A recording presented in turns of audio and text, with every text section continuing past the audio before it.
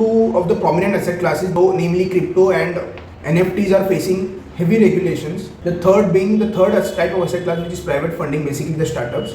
I think they could be under serious regulations now as well.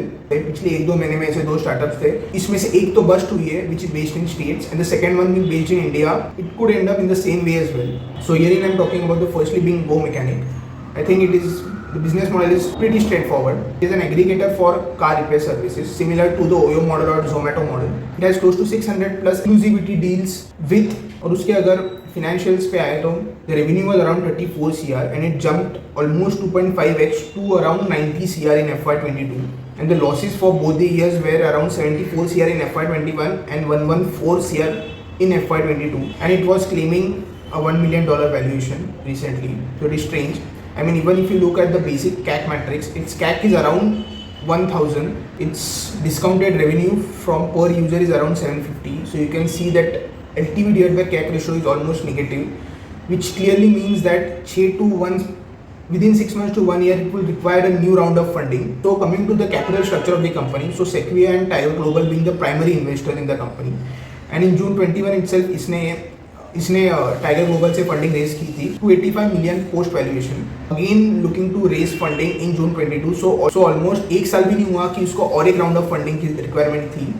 So this time they were looking to have SoftBank and one Malaysian fund in their cap table. If you are willing to introduce a new investor, so obviously you would be interested in having a due diligence of the business. So EY conducted financial due diligence and it derived certain financial irregularities. So I wouldn't say that FDD is a foolproof concept to detect fraud.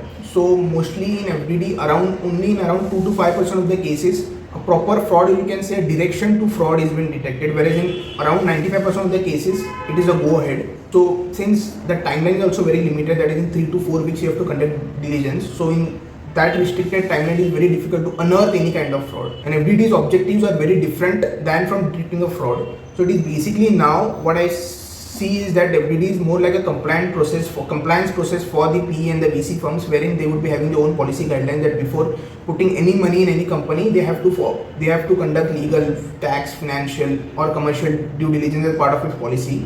So anyways, they want to close the deal, so they won't be paying that kind of attention unless it has unearthed something very substantial, as it was in the case of Go Mechanic. But in this case, severe financial irregularities were being detected. The entire detail will be revealed after the forensic audit. It has been said that there were certain irregularities in overstatement of revenue, as well as there are certain payment being made to certain garages which did not look proportional to its size.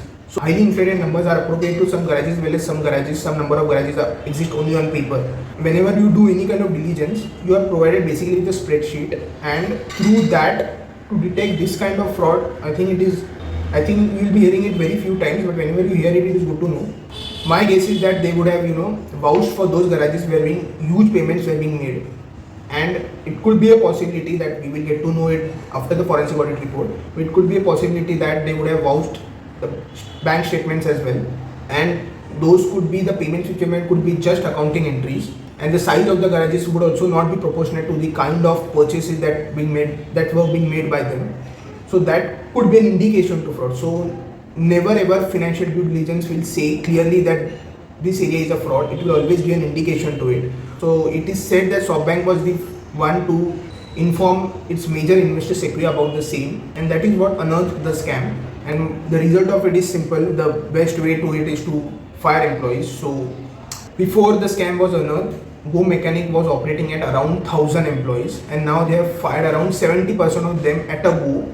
So they are left with around 300 employees now, and that too, those are being asked to work without pay for around 3 months. So it is but obvious that no one will work, and they are most likely to leave as well.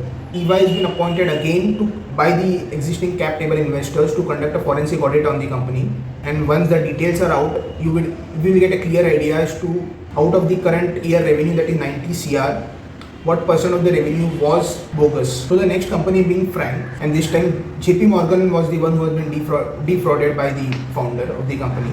JP Morgan paid $175 million to buy out this company, as well as they were willing to offer some 20 million or plus to the founder to retrench her. This company claimed that it had around 4 million customers, The primary intention for JP Morgan to acquire this company was that so that it could cross-sell the 4 million customer base by selling its product, and it did the same after the deal was being conducted. And it has come to know that around 70+% of the emails seems to bounce back, and so the actual claim, so the actual number of customers that are in present right now is around less than 3 lakhs, for which JP Morgan paid around $175 million. And in this case, due diligence was not being conducted at all. So it seems that after 1 or 2 meetings with the founder, the deal was being closed.